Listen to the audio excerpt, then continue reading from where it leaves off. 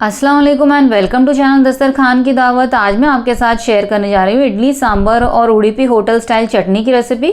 और इस वीडियो में मैंने आपके साथ वो सारे टिप्स एंड ट्रिक्स शेयर किए हैं जिससे कि आपका इडली बैटर बिल्कुल परफेक्ट बन के तैयार होगा और इडली बिल्कुल भी सॉफ्ट, स्पॉन्जी और जालीदार बन के तैयार होंगी।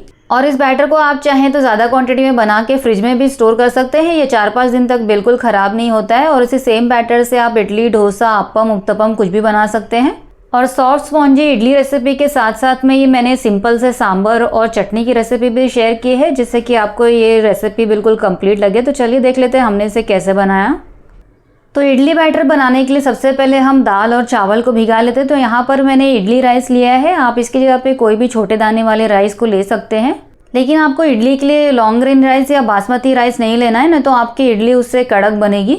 और इस तरह की कोई भी कटोरी आप सेट कर सकते हैं और उस कटोरी से माप कर आपको 3 कटोरी यानी कि 3 कप चावल ले लेने हैं। और अब उसी सेम कटोरी से माप कर हम एक अलग बर्तन में 1 कप उड़द दाल ले लेंगे। और उड़द दाल की जगह पे आप अक्खा उड़द भी ले सकते हैं। अक्खा उड़द से इडली का बैटर ज़्यादा अच्छा बनता है। और अब दाल के साथ ही हम आधा टीस्पून मेथी दाना डाल देंगे। मेथी दाना डालने से इडली का टेस्ट बहुत अच्छा आता है। साथ ही में हम 2 टेबलस्पून साबूदाना डाल देंगे। साबूदाना डालने से इडली बहुत ही ज़्यादा जालीदार और वाइट बनती है, तो अगर आपके पास साबूदाना हो तो आप ज़रूर डालें। तो अब उड़द दाल को हम साबूदाना और मेथी के साथ अच्छी तरह से मसल कर धो लेंगे। तो हमने इसे एक बार धो लिया है, अभी जो पानी है इसे हमें फेंक देना है। और इस तरह से हर बार पानी बदल कर इसे 2 बार और धो लेंगे।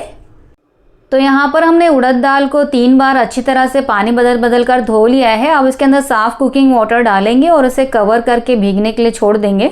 और अब चावल को भी हमें अच्छी तरह से 3 बार पानी बदल कर धो लेना है। तो चावल को भी हमने अच्छी तरह से 3 बार धो लिया है। अब इसके अंदर हम साफ कुकिंग वाटर डालेंगे और इसे भी कवर करके भीगने के लिए छोड़ देंगे। तो यहाँ पर हमने दाल और चावल दोनों को अच्छी तरह से धोकर भीगने के लिए छोड़ दिया है। तो इसे हमें कम से कम 4 से 5 घंटे के लिए अच्छी तरह से भीगने देना है। यानी कि अगर आप दोपहर 2 या 3 बजे दाल और चावल को भीगने के लिए रखेंगे तो ये रात के 7 या 8 बजे तक अच्छी तरह से भीग जाएंगे। तो दोपहर 3 बजे मैंने दाल और चावल को भीगने के लिए रखा था और अब रात के 8 बज चुके हैं। दाल और चावल बहुत अच्छी तरह से भीग चुके हैं। तो चलिए अब इन्हें पीस लेते हैं। तो सबसे पहले हम दाल को पीस लेते हैं और दाल की क्वांटिटी कम थी, 1 कप ही थी। तो सारी भीगी हुई दाल को हम एक साथ में ही इस ग्राइंडर जार में डाल देंगे। और भीगी हुई दाल के पानी को छान कर हम एक हांडी में रख लेंगे और इसी दाल के पानी से हम दाल और चावल दोनों को पीसेंगे। और दाल का पानी छानने के बाद हमने बाकी की दाल भी ग्राइंडर जार में डाल दी है। और दाल को पीसने के लिए हम इसके अंदर भीगी हुई दाल का पानी डालेंगे और इसे जितना हो सके उतना बारीक पीस लेंगे। भीगी हुई दाल के पानी से जब आप दाल चावल पीसेंगे तो बैटर बहुत अच्छी तरह से फर्मेंट होता है। तो यहाँ पर हमने दाल को बहुत ही अच्छी तरह से फाइन, बिल्कुल भी बारीक पीस लिया है। और इसे पीसने के लिए हमें बहुत ज़्यादा पानी नहीं यूज़ करना है, इस तरह से हमें इसे थिक ही रखना है। तो अब इस पीसी हुई उड़द दाल को हम एक बड़ी सी हांडी में निकाल लेंगे। तो चलिए अब हम चावल को भी पीस लेते हैं। चावल हमने 3 कप भिगाए थे, चावल की क्वांटिटी ज़्यादा है तो चावल को हम 2 बार में पीसेंगे। तो ग्राइंडर जार में हमने आधे भीगे हुए चावल डाल दिए हैं और बाकी के बचे हुए चावल हम दूसरी बार में पीस लेंगे। और चावल को पीसने के लिए भी हम भीगी हुई उड़द दाल का पानी ही डालेंगे ग्राइंडर जार में और इसे थोड़ा सा दरदरा पीस लेंगे। तो यहाँ पर हमने चावल को भी पीस लिया है और चावल को हमने हल्का सा दरदरा रखा है, बहुत ज़्यादा भी इसे दरदरा नहीं रखना है। तो अब ये पीसे हुए चावल भी हम उसी सेम हांडी में डाल देंगे जिस हांडी में हमने दाल को पीस कर डाला है। और अब बाकी के बचे हुए चावल को भी हमने हल्का सा दरदरा पीसकर इसी हांडी में डाल दिया है। तो दाल और चावल हमने दोनों पीसकर इस हांडी में डाल दिया है और अब इसे अच्छी तरह से लगातार चलाते हुए 5 मिनट के लिए फेंट लेंगे। और इस बैटर को आप चाहें तो हाथ से फेंटें या तो इस तरह से चम्मच से फेंटेंगे तो भी सेम ही रिजल्ट आएगा। बैटर को इस तरह से 5 मिनट तक फेंटने से इडली बहुत ही ज़्यादा सॉफ्ट, स्पॉन्जी और जालीदार बनके तैयार होती है। और यहाँ पर आप बैटर की कंसिस्टेंसी देख सकते हैं, बिल्कुल परफेक्ट कंसिस्टेंसी का ये बैटर बनके तैयार हुआ है। और इस बैटर में हम अभी नमक नहीं डालेंगे क्योंकि नमक डालने से जो फर्मेंटेशन प्रोसेस है वो स्लो हो जाता है। और इसे कवर करके 12 से 14 घंटे के लिए फर्मेंट होने के लिए छोड़ देंगे। तो बैटर को हमने ओवरनाइट के लिए 14 घंटे के लिए फर्मेंट होने के लिए छोड़ दिया था। और यहाँ पर आप देख सकते हैं बैटर ऑलमोस्ट डबल हो चुका है और इसके कोने कोने तक आप देख सकते हैं झाग आ गई है। और जिस ढकने से आपने इस बैटर को ढका था उसके ऊपर इस तरह से मॉइस्चर कलेक्ट हो जाएगा। तो आपको समझ जाना है बैटर बहुत अच्छी तरह से फर्मेंट हो चुका है, इसे हम ओवर फर्मेंट नहीं करेंगे। तो अब इस बैटर को हम अच्छी तरह से फेंट लेते हैं। तो इस बैटर को आप चाहें तो हल्के हाथों से फेंटें या तेज़ी से फेंटें, क्योंकि बैटर तो अब अच्छी तरह से फर्मेंट हो चुका है, तो इडली तो हमारी अच्छी बनने ही वाली है। तो इडली के बैटर को हमने फेंट लिया है और इसके अंदर हमने पानी वगैरह कुछ नहीं ऐड किया है। और यहाँ पर आप इडली बैटर की कंसिस्टेंसी देख सकते हैं, ये थिक है लेकिन फिर भी फ्लोइंग कंसिस्टेंसी का बैटर है। इसी तरह से इडली बैटर होना चाहिए, थिक फूला फूला लेकिन फ्लोइंग कंसिस्टेंसी का। तो अब इस बैटर को हम फ्रिज में रख देंगे, क्योंकि फर्मेंटेशन के बाद अगर आप इस बैटर को रूम टेम्परेचर पर बाहर छोड़ेंगे तो ये ओवर फर्मेंट होके खट्टा हो जाएगा। तो अब इस बैटर को हम कवर करके फ्रिज में रख देते हैं और पहले सांभर और चटनी बना लेते हैं, उसके बाद हम इडली तैयार करेंगे। तो सांभर बनाने के लिए हमने इस तरह की कटोरी से आधा कटोरी यानी कि आधा कप तुअर दाल लिया है। सांभर बनाने के लिए हमें जो दाल है वो बहुत कम लेनी होती है, क्योंकि सांभर बहुत ज़्यादा पतला होता है। तो अब इस दाल को हमने एक हांडी में डाल दिया है और इसे अच्छी तरह से पानी बदल बदल कर 3 बार धो लेंगे। तुअर दाल को हमने अच्छी तरह से धो लिया है। अब इस धुली हुई दाल को हम एक प्रेशर कुकर में डाल देंगे। और अब यहाँ पर हमने एक मीडियम साइज़ का प्याज और 3 मीडियम साइज़ के टमाटर को बारीक काट लिया है। अब इस कट किए हुए प्याज और टमाटर को भी हम इस प्रेशर कुकर में डाल देंगे। और अब यहाँ पर हमने एक बैंगन ले लिया है, जिसे हमने बड़े टुकड़ों में काट लिया है। और यहाँ पर इतना सा टुकड़ा हमने कद्दू का ले लिया है। कद्दू को हमने छीलकर इस तरह के छोटे पीसेस में काट लिया है। अब यहाँ पर हमने एक छोटा सा टुकड़ा ऑरेंज वाली गाजर का लिया है, इसे हमने छील लिया है और छोटे छोटे पीसेस में काट लिया है। अब यहाँ पर एक छोटे साइज का हमने आलू लिया है, इसे हमने छील लिया है और इसे हम इस तरह के मीडियम थिकनेस वाली स्लाइसेस में काट लेंगे। तो सांभर के लिए सब्जी आप अपने पसंद की कोई भी ले सकते हैं। और अब यहाँ पर हमने ड्रमस्टिक यानी सिंगफली ली है। तो ये एक ड्रमस्टिक है, इसे मैंने 2 टुकड़ों में कट करवा के लिया था। तो ड्रमस्टिक को सांभर में डालने से पहले इस तरह से इसे थोड़ा सा छील लेना होता है, उसके बाद ही हम इसे सांभर में डालेंगे। तो ड्रमस्टिक को हमें छीलने के बाद इस तरह के पीसेस में काट लेना है। और ड्रमस्टिक को कट करने के बाद हमने इसे एक बार टैप वाटर के नीचे धो भी लिया है। अब सारी सब्जियों को पहले हम हांडी में डालेंगे, उसके बाद सबसे लास्ट में हम ड्रमस्टिक को ऊपर रखेंगे। अब प्रेशर कुकर में हम इस तरह के ग्लास से मापकर 2 ग्लास पानी डालेंगे। आधा टीस्पून हम इसके अंदर हल्दी पाउडर डालेंगे, 1 टीस्पून लाल मिर्च पाउडर, 1 टीस्पून कश्मीरी लाल मिर्च पाउडर, 1 टीस्पून नमक डालेंगे और 2 टीस्पून इसके अंदर हम सांभर मसाला पाउडर डालेंगे। और अब इसे एक चम्मच की मदद से थोड़ा सा मिला लेंगे। अब सब्जी वाली हांडी को हम इस तरह से प्रेशर कुकर में रखेंगे और प्रेशर कुकर का लिड बंद करके इसे गैस पर रख देंगे। अब प्रेशर कुकर को हमने हाई फ्लेम पर गैस पर चढ़ा दिया है। अब इसमें हाई फ्लेम पर 5 विसल देंगे या दाल के अच्छी तरह से गलने तक इसमें विसल देंगे। 5 विसल बाद जब प्रेशर कुकर का सारा प्रेशर रिलीज हो चुका है तो हमने इसे ओपन कर लिया है और यहाँ पर आप देख सकते हैं सब्जियाँ बहुत अच्छी तरह से गल चुकी हैं। तो अब ये जो ड्रमस्टिक्स है इसे हम निकाल कर अलग रख लेंगे, क्योंकि अगर हम इसे सांभर के साथ में ही पकाएंगे तो पूरा सांभर रेशे वाला हो जाएगा। और अब ये जो सब्जी वाली हांडी है इसे हम प्रेशर कुकर में से निकाल कर अलग रख लेंगे। और सब्जी वाली हांडी में जो पानी है वो सब्जियों का और दाल का पानी है, इसके अंदर हमने पानी बिल्कुल नहीं ऐड किया था। और अब बंद गैस पर ही दाल को हम पहले अच्छी तरह से घोट लेंगे। दाल को हमने बहुत अच्छी तरह से घोट लिया है। अब ये जो सब्जियां हैं इसे हम प्रेशर कुकर में पलट लेंगे। और अब अगर आप चाहें तो सब्जियों को थोड़ा सा मैश कर सकते हैं, वरना आप सब्जियों को इसी तरह से रहने दे सकते हैं। तो मैंने यहाँ पर सब्जियों को थोड़ा सा मैश कर लिया है, थोड़ा सा खड़ा खड़ा रहने दिया है।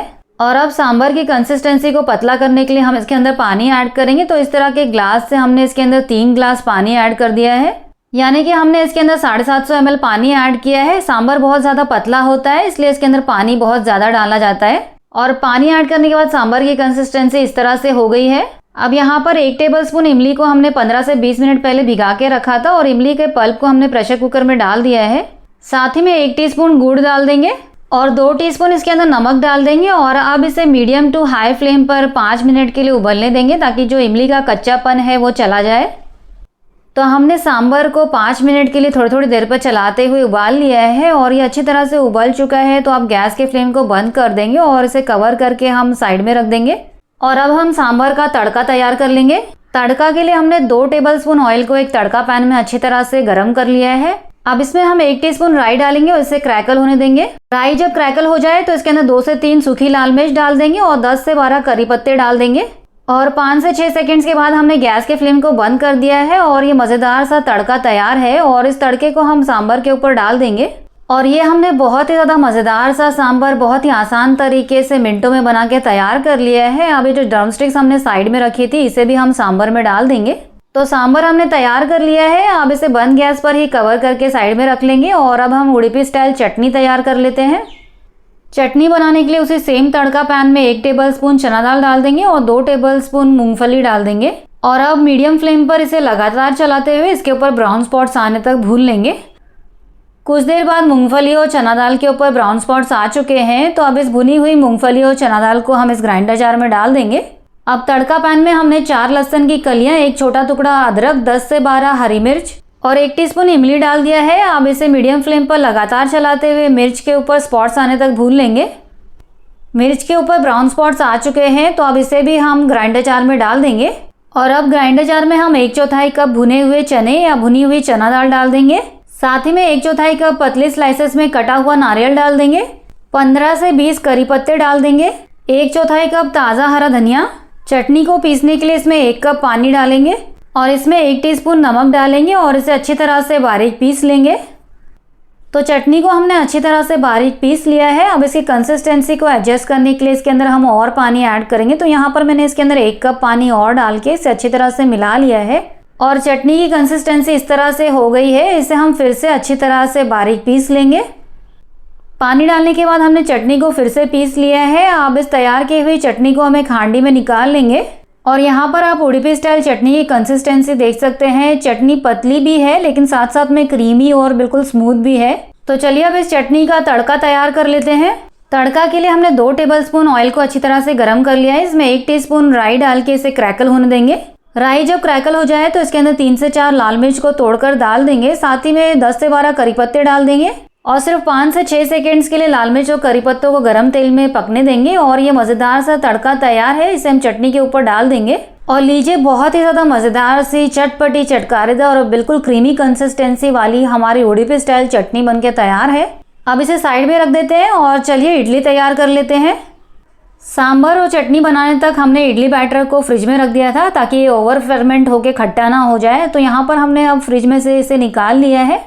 तो अब इस इडली बैटर को थोड़ा सा हम फेंट लेंगे और इसमें से जितना बैटर हमें अभी इडली बनाने के लिए चाहिए बस उतना ही इसमें से निकालेंगे। बाकी का हम फिर से फ्रिज में रख देंगे।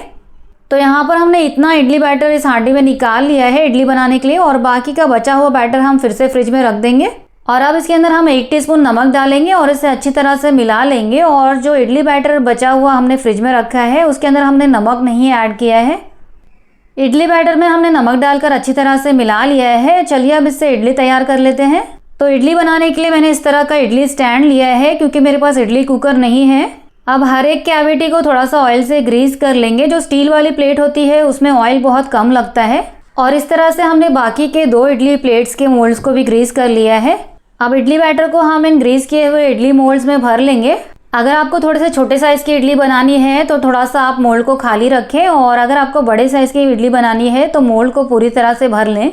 तो एक इडली प्लेट में हमने इडली बैटर डाल दिया है। अब दूसरी प्लेट हमें जो होल्स है उसे एक के ऊपर एक नहीं रखना है। इसके नीचे इडली आएगी और ऊपर ये होल्स आएंगे, यानी कि होल्स को आपको क्रिस क्रॉस रखना है क्योंकि इस तरह से जब आप होल्स को अरेंज करेंगे तो स्टीम बराबरी से सर्कुलेट होगी और इडली बिल्कुल परफेक्टली स्टीम होगी। अब लास्ट वाली इडली प्लेट को भी हमने इडली बैटर से भर लिया है। अब इस इडली प्लेट के साथ में इस तरह से एक स्क्रू आता है, इसे हमें इस तरह से घुमाते हुए टाइट कर लेना है। तो हमने इडली स्टैंड में इडली बैटर को भर के तैयार कर लिया है। अब इसे हम एक हांडी में स्टीम कर लेंगे। अगर आपके पास इडली कुकर है तो आप इडली कुकर में इसे स्टीम कर लें। अब यहाँ पर हमने 2 ग्लास यानी कि आधा लीटर पानी को हाई फ्लेम पर गर्म कर लिया है और इसके अंदर हमने एक छोटा सा नींबू का टुकड़ा भी डाला है जिससे कि ये बर्तन काला ना पड़े। और अब इडली स्टैंड को हमने हाई फ्लेम पर ही इस हांडी में रख दिया है। और अगर आप भी इडली को इस तरह से हांडी में स्टीम कर रहे हैं और अगर आप चाहते हैं कि ऊपर वाली इडली स्टीम से गीली ना हो तो इस तरह से आप हांडी को कॉटन के कपड़े से कवर कर दीजिए। और अब इसके ऊपर एक ढकना रख देंगे और इसे हाई फ्लेम पर 5 से 7 मिनट तक स्टीम कर लेंगे। इडली को हाई फ्लेम पर स्टीम करते हुए 5 से 7 मिनट हो चुके हैं और टूथपिक यहाँ पर आप देख सकते हैं बिल्कुल क्लीन निकल कर आ रही है। इसका मतलब इडली परफेक्टली स्टीम हो चुकी है। अब गैस के फ्लेम को बंद करके हमने इडली स्टैंड को हांडी में से निकाल लिया है। अब इडली को हम 5 मिनट तक रूम टेम्परेचर पर ही रेस्ट देंगे, उसके बाद हम इसे डिमोल्ड करेंगे। तो इडली को रेस्ट पर रखे हुए 5 मिनट हो चुके हैं। चलिए अब इसे डिमोल्ड कर लेते हैं। 5 मिनट रेस्ट करने के बाद जब आप इडली को डिमोल्ड करेंगे तो ये बहुत ही आसानी से निकल जाएगी और मोल्ड में ज़्यादा चिपकेगी नहीं। तो 5 मिनट रेस्ट पर रखने के बाद इडली जब थोड़ी सी ठंडी हो गई है लेकिन पूरी तरह से ठंडी नहीं हुई है, इसे अब हम डिमोल्ड कर लेंगे। इडली को डिमोल्ड करने के लिए आप इस तरह से नाइफ की मदद से इसे डिमोल्ड कर सकते हैं या तो चम्मच के बैक साइड से भी इसे डिमोल्ड कर सकते हैं। और यहाँ पर हमने एक इडली को डिमोल्ड कर लिया है और आप देख सकते हैं कितनी ज़्यादा सॉफ्ट स्पॉन्जी और बिल्कुल जालीदार ये इडली बनके तैयार हुई है। अब इडली को डिमोल्ड करके हम एक अलग प्लेट में रखते जाएंगे। इस तरह से बाकी की सभी इडली को हम डिमोल्ड करके सेम प्लेट में रख लेंगे। और इडली का कलर आप देख सकते हैं बिल्कुल वाइट इडली बनके तैयार हुई है, क्योंकि हमने इडली बैटर के अंदर साबूदाना डाला था। साबूदाना डालने से इडली वाइट और बिल्कुल जालीदार बनके तैयार होती है। और इस तरह से आपको जितनी मर्जी चाहे उतनी इडली आप बना के तैयार कर सकते हैं। तो यहाँ पर मैंने अभी फिलहाल सिर्फ 12 इडली ही बना के तैयार की है। तो हमने गर्मा गर्म इडली, सांभर, चटनी सब कुछ बना के तैयार कर लिया है। चलिए अब इस गर्मा गर्म मज़ेदार सी सॉफ्ट स्पॉन्जी इडली को सांभर और चटनी के साथ सर्व कर लेते हैं। अब इस गर्मा गर्म इडली को आप चाहें तो सिर्फ उडुपी स्टाइल चटनी के साथ एंजॉय कर सकते हैं, या तो चटनी और सांभर दोनों मिला के भी इसे खा सकते हैं। मुझे तो इस तरह से इडली के साथ चटनी और सांभर दोनों मिलाकर ही खाना बहुत अच्छा लगता है।